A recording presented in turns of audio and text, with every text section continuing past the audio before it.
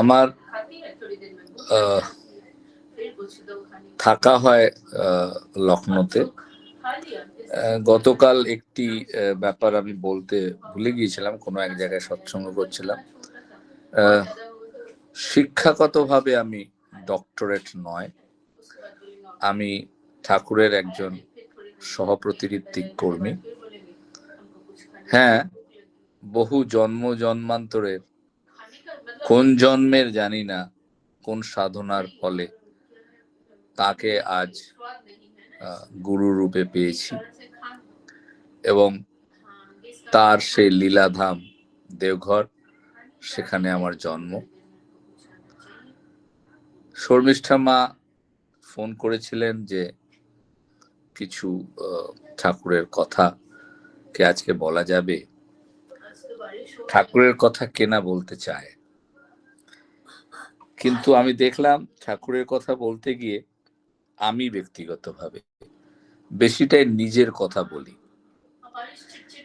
কারণ তিনি তো কিছু বলতে ছাড়েননি এবং প্রতিটা এমন যুক্তিযুক্ত ভাবে তিনি আমাদের কাছে রেখেছেন যে তার থেকে এদিক ওদিক যাওয়া সম্ভব নয়। কিন্তু নিজের কথাটা বললে নিজের মতো করে ঘুরিয়ে পেঁচিয়ে বলা যায়। তাই কিছু পারিবারিক কথা যেগুলো হয়তো আপনারা জানেন, কিন্তু তাতে আমাকে ব্যক্তিগতভাবে যাজন ক্ষেত্রে সাহায্য করে আপনাদের কাছে রাখার চেষ্টা করি।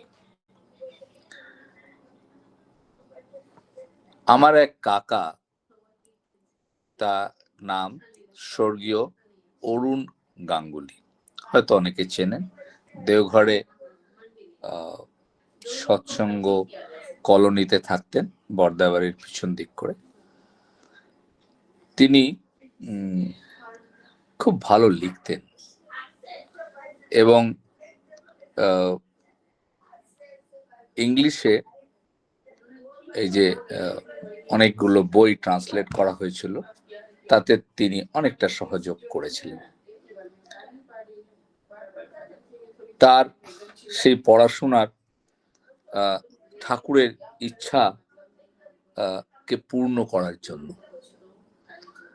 আমরা যখন ঠাকুর বাড়িতে যাই না, যেখানে পার্লার, আপনারা সবাই পার্লারের ঘটনাটা নিশ্চয়ই জানেন।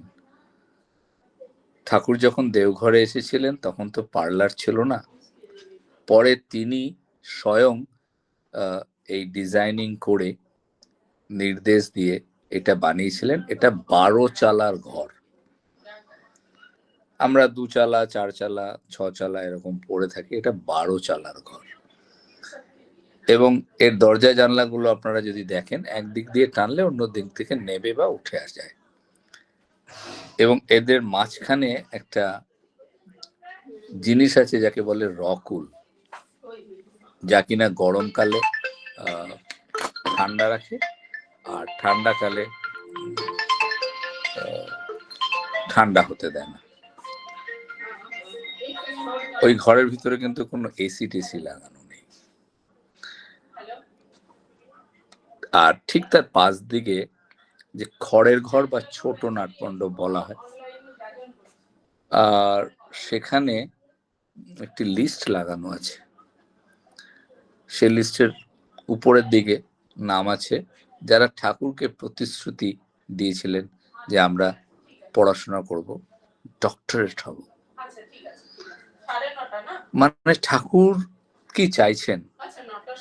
আমরা সবাই যাতে পারফেক্ট হই, আমাদের পারফেকশনের আমরা যাতে চরমে পৌঁছাতে পারি। এই যে প্রতিশ্রুতি দেওয়া, প্রতিশ্রুতি দিয়ে চরমে পৌঁছানো, এটাই আমাদের কাজ। তারই জ্যেষ্ঠ ভ্রাতার একটি কথা শ্রী শ্রী আচার্যদেব, মানে স্বর্গীয় অজিত কুমার গাঙ্গুলি, আজ আমি পারিবারিক কথা বলবো আপনাদের সাথে। তিনি তার গল্প করছিলেন আমার আচার্যদেব সেদিন নাটমণ্ডপে বসে। ঠাকুর বাড়িতে গোড়া ঘোষ, সঞ্জীব মন্ডলদার ভাগ্নে, ইসি প্রসাদ ঘোষ ওনার ভালো নাম, উনি শ্রী শ্রী আচার্যদেবের নাটমণ্ডপে যেতে গিয়ে চটিটা এদিক ওদিক রেখেছেন, মানে ঠিক মতো রাখা হয়নি।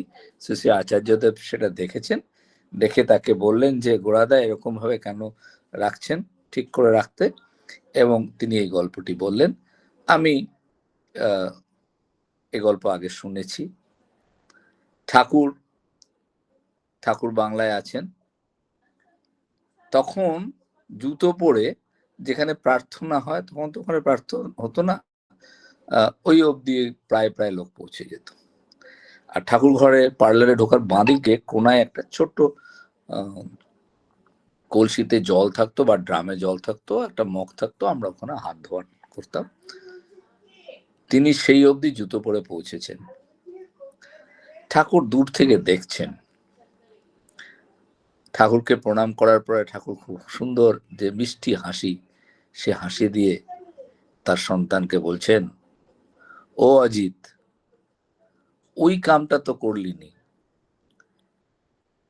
তো এমনিতে তো খুব জামাই জামাই লাগছে, গিলে করা পাঞ্জাবি, সুন্দর করে দাড়িটা কেটেছ, পারফিউমও লাগিয়েছ, তাহলে ওই কাজটা হলো না কেন? বুঝতে পারছেন না ওই কাজটা কি? ঠাকুর বলছেন, ওই যে জুতাটা পরেছ, ওই কালো জুতোর উপরে অনেক ময়লা লেগে আছে। আমাদের জীবনকে সর্বাঙ্গীন সুন্দর করার জন্য তিনি চাইছেন। আমার আপনার কাজ, আমার প্রভু কাছে যখন আমরা উপস্থিত হব, যখন আমি যেন সর্বাঙ্গীন সুন্দর হই। একটা তো এক্সটার্নাল পার্সোনালিটি নিয়ে, একটা ইন্টারনাল পার্সোনালিটি, বাহ্য ব্যক্তিত্ব এবং আন্তরিক ব্যক্তিত্ব। আন্তরিক ব্যক্তিত্বের মধ্যে তিনি যে সমস্ত কথা বলেছেন, সে বিষয়ে নয় কথা নাই বলা হলো আজকে, নামধান, ইষ্টভীতি, যজন, ওগুলো সস্তনী, সদাচার, এগুলো আজ অন্যদিকে রাখা থাক। মানে তিনি কতটাই আমাদের সুন্দর চান, আমার আচার্যদেব এই গল্পটা বলে গোড়াদাকে বললেন, তো শুনলাম। এরপরে একটি ঘটনা আরো মনে পড়ে। আমরা সবাই ঠাকুরকে ভালোবাসি, তার জন্য খাটতে রাজি নয়, ভালোবাসি কিন্তু তার জন্য খাটতে রাজি নই। ঠাকুরের সঙ্গে কথোপকথনে কালকে পড়ছিলাম, এক জায়গায় ঠাকুর বলছেন যে আমি যদি তার জন্য আমার অন্তরে ভালোবাসা সৃষ্টি করতে পারি, তাহলে সমস্ত হার্ডশিপ, হয়তো ঘুমানোর জন্য মাথার উপরে ছাদ থাকবে না, পেটে খিদে পেলে খাওয়ার জন্য অন্ন থাকবে না, কিন্তু তখনও যদি আমি তাকে ভালোবাসি, তবে আমার ভিতরে অন্তরে আমার হৃদয়ে আমি তাকে স্থান দিতে পারবো। এমনই একটি ঘটনা, বহু পুরনো, আবার সেই পারিবারিক। এক দারোগা, তার পেট খারাপ, তার নাম স্বর্গীয় অনিল গাঙ্গুলি। তার বাবা, তিনি কুলগুরু ছিলেন, প্রায় 30-40টি গ্রামের, তদানীন্তন আজকের পূর্ব বাংলা, তদানীন্তন অবিভাজিত ভারতবর্ষ। তার ছেলে অজিত গাঙ্গুলি, তিনি কারো কাছে শুনেছেন যে শ্রী শ্রী ঠাকুর অনুকূল চন্দ্র আছেন, তার দীক্ষা নিলে ভালো, তিনি পুরুষোত্তম। তার ইচ্ছা হয়েছে দীক্ষা নেওয়ার, কারণটা অন্য। আমরা কিন্তু কেউ নিজেদের মানে পার্সোনাল বেনিফিট ছাড়া কখনো কিছু ধরি না। তার পার্সোনাল ইন্টারেস্ট ছিল যে তার পেট খারাপ থাকে, তিনি আমাশাগ্রস্ত মানুষ, ঠাকুর অনুকূলচন্দ্রের দীক্ষা নিলে মাছ মাংস খেতে হবে না, তাই যদি না খাওয়া যায় ডাক্তার বলছেন পেটটা ভালো থাকবে। তিনি তার মাকে এসে সেটা নিবেদন করেন। স্নেহবৎসল সন্তান, তার মা অনুমতি দেয়, তিনি দীক্ষা নেন। দীক্ষান্তে তার বাবা যখন গ্রামে ফেরেন সেটা জানতে পারেন এবং তিনি ভীষণ রেগে যান। রেগে গিয়ে তাকে এবং তার স্ত্রীকে পুত্র সন্তান সহ এক ঘরে করে দেওয়া হয়, হুক্কা পানি বন্ধ করা হয়। কিন্তু কি আর করা যাবে, গ্রামের শেষে এক প্রান্তে থাকা, তখন সে সময় কলেরা হয় এবং তার মধ্যম ভ্রাতা মারা যান। মা এবং তিনি তার ভাইকে এবং মা তার ছেলেকে কোলে নিয়ে পদ্মা নদীতে ভাসিয়ে দেন। পরে সেই তার বাবা তার স্ত্রীর কোলে মাথা রেখে একটি কথা বলে মারা যান, যে দেখ আমরা তো সবাই ওই খাল পুকুর ছোট ছোট, তুই ঠিক শ্রী ঠাকুর অনুকূলচন্দ্র হচ্ছেন মহাসমুদ্র, ওখানেই আমাদের সবাইকে মিলিয়ে যেতে হবে। তাই তার জন্য কষ্ট সহ্য করতে হবে। তিনি চাইছেন, আলোচনা প্রসঙ্গে এক জায়গায় বললাম যে একটি সৎসঙ্গীর অবস্থাটা কেমন হবে, তিনি বলছেন যে পরনে কাপড় থাকবে না, শোয়ার জায়গা থাকবে না, খাওয়ার কিছু থাকবে না। যেমন একটি মদারু যে মদ খেয়ে চুর হয়ে থাকে, ঠিক তেমন ঠাকুর প্রেমে তারা চুর হয়ে থাকবে। তাদের কাছে খিদা নাই, নিদ্রা নাই, কিচ্ছু নাই, কেবল ঠাকুর আছে। এইরকম যদি আমরা তাকে ভালোবাসতে পারি, তিনি আমাদের রক্ষা করেন। সেই তার ভক্ত, ঠাকুর তাকে অনেকবার ডেকে পাঠিয়েছেন, ঠাকুরের কাছে আর যাওয়া হচ্ছে না। শেষমেশ একবার ঠিক করলেন যাবই। স্টেশনে পৌঁছাবেন, আমরা স্টেশনে সাধারণত এমনি ওভারব্রিজ বা আন্ডার ব্রিজ বা এমন জায়গা হয় যেখান থেকে পার করি, সে নিয়মটা না ভেঙে ওই রেল লাইন পার হয়ে ঢুকতে গেছেন। বুঝতে পারেননি স্টেশনের মধ্যে, তখন তো গাড়ি আর ওখানে স্পিডে আসবে না, কোনো একটা প্ল্যাটফর্ম চেঞ্জ করার জন্য গাড়ি ছিল। চিৎকার চেঁচামেচি, আরে মানুষটা ট্রেনের তলায় পড়ে গেছে। খোঁজো খোঁজো খোঁজো, মানুষটাকে খোঁজা হচ্ছে, ট্রেনের তলায় কেউ নাই তো, ইঞ্জিনের তলায়। দেখা গেল তিনি প্ল্যাটফর্মে পড়ে আছেন। জ্ঞান ফিরতে তাকে জিজ্ঞাসা করা হয় এটা কি হলো, বলে আমি জানি না তো,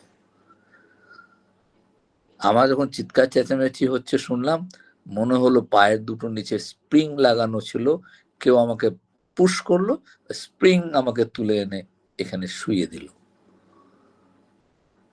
তিনি বলছেন যজন যাজন ইষ্টভৃতি, করলে কাটে মহাভৃতি।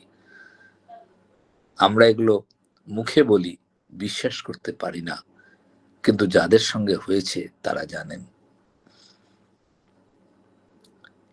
আমি একটা গল্প শুনেছিলাম যে একজন বিরাট ব্যবসায়ী, সে ব্যবসায়ী যখন সুদিন, যখন সে গাড়ি থেকে বেরিয়ে বাইরে বেরোয় হেঁটে যেত, তার মনে হতো সেও যাচ্ছে, সাথে সাথে আরেকটা ছায়াও যাচ্ছে। তে ভগবানকে বলতো তুমি কত দয়ালু, আমার সঙ্গে সবসময় থাকো। যখন তার খারাপ দিন আসে তখন সে দেখে তার সেই, সে যাচ্ছে আর ছায়া নাই, পায়ের দুটো দাগও মানে ছায়া শেডও দেখতে পাই না। তিনি ভগবানকে বলছেন তুমি কত নির্দয়, আমার ভালো দিনে সাথে থাকো আর খারাপ দিনে থাকো না। আবার তার ভালো দিন আসে, আবার সেই অবস্থা দেখে, সে না থাকতে পেয়ে তার সে ভগবানের কাছে, ঈশ্বরের কাছে প্রার্থনা, এই কি লীলা তোমার। ঈশ্বর বলছেন ওই খারাপ দিনগুলোই যখন তুমি চলতে, ও দুটো পা তোমার ছিল না, ওটা আমারই পা, আমি তোমায় কাঁধে করে ঘুরে বেড়াতাম। তিনি এমনই, ভক্তের বোঝা ভগবান বহন করেন। সময় অনেকটা হয়ে এসেছে, এই গল্পটা বলুন দাদা, ব্যক্তিগতভাবে কোনো অসুবিধা আমাদের নেই, কোনো অসুবিধা নেই, বলুন। ব্যক্তিগতভাবে পারিবারিক ভীষণ। ঠাকুর দেওঘরে আমার স্বর্গীয় পিতা অজিত কুমার গাঙ্গুলি, তিনি ভোর 4টের সময় ঠাকুরের কাছে পৌঁছে যেতেন। তার আগে তিনি তার প্রাতকৃত্যাদি নাম ধ্যান স্নান এসব করে ফেলতেন। এবং সম্ভবত সৎসঙ্গ জগতে আমরা যা নিয়ে চর্চা করি না এবং আজ পর্যন্ত হয়নি, সে সমস্ত সাধনাও তিনি করতেন। এটা বিষয় নয়, বিষয়টা হলো তিনি সেদিন পৌঁছেছেন এবং ভাবছেন ঠাকুর উঠবেন, একটা নিবেদন করব যে ঠাকুর আর তো পারি না। আমার মা, 2 মা, আমার ঠাকুমাকে আমরা ঠাকুমা আর ছোট ঠাকুমা, তিনি 2টি বিয়ে করেছিলেন। একটি বিয়ে তিনি করেছিলেন, একটি বিয়ে তিনি ঠাকুর দিয়ে দিয়েছিলেন। তো আমার নিজেরই 2 মা। আমার ছোট পিসি আমাদের সঙ্গে থাকতেন। আমার সোনা কাকা আশুতোষ গাঙ্গুলি, অনেকেই আপনারা চেনেন, সে বর্দা বাড়িতে থাকেন, এখনো আছেন, এজ অ্যারাউন্ড 92। তিনি আছেন, তার স্ত্রী, 51বর্তী পরিবার। আমরা 14 জন ভাই বোন। ঠাকুরেরকে তিনি নিবেদন করবেন, কারণ আমার বাবা কোনোদিনও কাজ করতেন না, ঠাকুরের কাজ করেছেন সারা জীবন, কোনো চাকরি টাকরি করেননি। 17 বছর বয়সে তার বাবার হাত ধরে ঠাকুরের কাছে চলে এসেছিলেন। আজ আমরা নির্ভর করতে পারি না, বলি নির্ভর করতে পারি না, 1-2টি সন্তান নিয়ে আমরা আজকের দিনে ব্যতিব্যস্ত। আমরা 14 জন ভাই বোন। ঠাকুর দয়া করে একটি মেয়েকে দেখিয়ে বলেন, অজিত, এটাও তোর মেয়ে, একেও তুই দেখবি। সেই দিদিও আমাদের সঙ্গে থাকতেন, তার দেখাশোনাও তিনি করতেন এবং জীবনে অনেক ভালো প্রতিষ্ঠিত তারা। আজ ঠাকুর আর তো চলে না। সকালে বাড়ি থেকে বেরিয়েছি, চাল নেই, ডাল নেই, তেল নেই, নুন নেই, হলুদ নেই, কেরোসিন তেল নেই, ঘুঁটে নেই, কয়লা নেই, ম্যাচ বক্স নেই। বাচ্চারা স্কুলে গিয়েছে, খাওয়া দাওয়া দুধ ঠুধ কিছুই হয়নি। আজ ঠাকুরকে এটা বলবো। ভোর থেকে সকাল থেকে বেলা ঠাকুর ভোগ হয়ে গিয়েছে। তিনি বড়মার ঘরের কোনায় একটা সজনে গাছ ছিল, তার তলায় চুপচাপ দাঁড়িয়ে আছেন। ঠাকুরের ভোগ হয়ে গেছে। ঠাকুর ওই খিড়কি খুলে একটা দাঁত পরিষ্কার করছেন। তাকে দেখে বললেন, এই বাড়ি যাবি না? আগে যাচ্ছি। তখন তো এত সুন্দর ব্যবস্থা ছিল না, তখন নাটমণ্ডপও হয়নি, বর্দার শেষে বর্দার নাটমণ্ডপ বা খড়ের ঘরও। হ্যাঁ হ্যাঁ যাচ্ছি। দাঁড়িয়ে আছে আত্মভোলা হয়ে, কি করব বাড়ি গিয়ে। ঠাকুর খাওয়া দাওয়ার ভোগের পরে জামা কাপড় ছেড়ে আবার হাত টাত ধুয়ে আবার এসে দেখছেন দাঁড়িয়ে আছেন। এবার ধমকের সামনে বলছেন, বাড়ি গেলি না, যা। যেমন করে তিনি তার সন্তানকে বল থাকতেন, বাড়ি যাওয়ার পালা। রাস্তাঘাট এমন নয়, বাঁহাতে তখন, এখন মনমোহিনী ধাম, তখন ওয়েস্ট এন্ড, এখনের দা হাউস, তখনেরও দা হাউস, এখনের আনন্দবাজার ভবন, তখন এশিয়াটিক হাউস।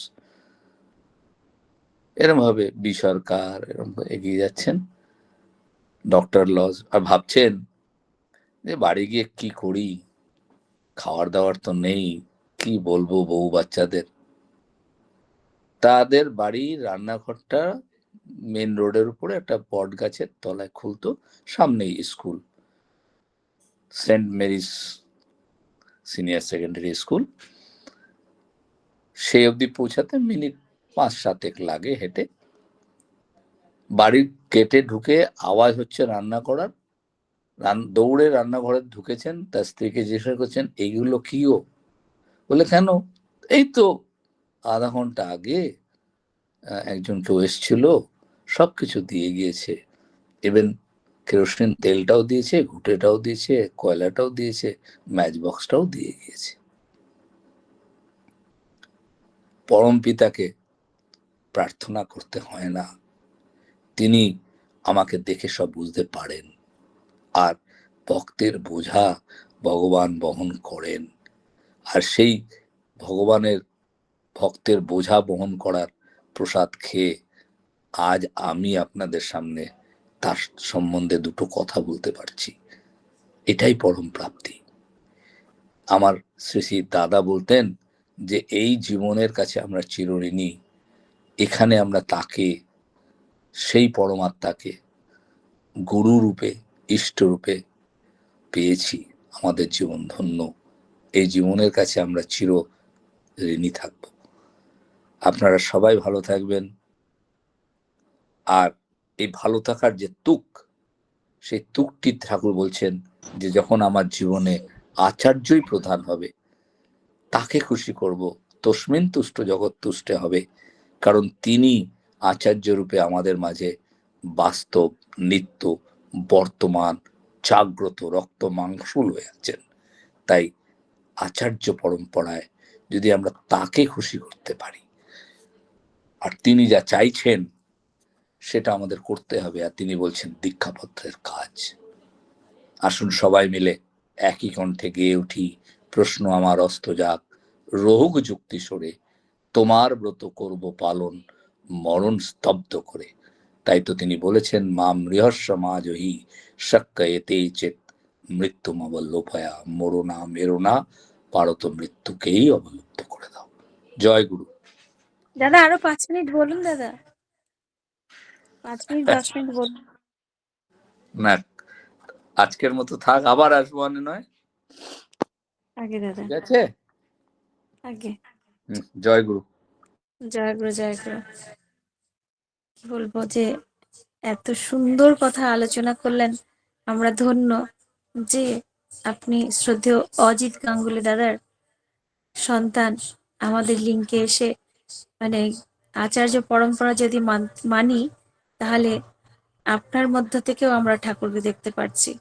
কারণ অজিত গাঙ্গুলিদার রেস তো আপনি, আর তাকে ধরে আমরাও দেখতে পাচ্ছি, আমরাও ঠাকুরকে দেখতে পাচ্ছি।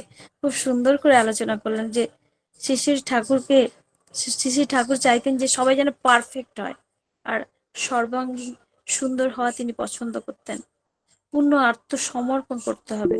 আর যজন যাজন ইষ্টভীতি করলে কাটে মহাভীতি, তাও নিজের পারিবারিক জীবনের ঘটনা বলে আমাদের সমৃদ্ধ করলেন। আর আচার্য পরম্পরা আমাদের মেনে চলতে হবে এবং তাকে খুশি করাই আমাদের ধর্ম। তিনি যা বলেছেন, এখন ডিপি ওয়ার্ক করার কথা বলেছেন, সেটাই যদি আমরা মেনে চলতে পারি, তবেই আমরা আচার্যদেবকে খুশি করতে পারবো। খুব সুন্দর করে আলোচনা করলেন, আমরা প্রত্যেককে সমৃদ্ধ হলাম পরম পিতা রাঙা রাতুল চরণে। আপনার এবং আপনার পরিবার পারিপার্শ্বিকের সবার সুদীর্ঘ নিরোগ জীবন প্রার্থনা করি। ভালো থাকুন দাদা, সুস্থ থাকুন, আবারও আসবেন, তার কথা শুনে তার প্রতি আমাদের তন্মুখী করে তুলবেন। জয় গুরু দাদা, জয় গুরু। জয় গুরু, জয় গুরু। জয় গুরু দাদা, জয় গুরু।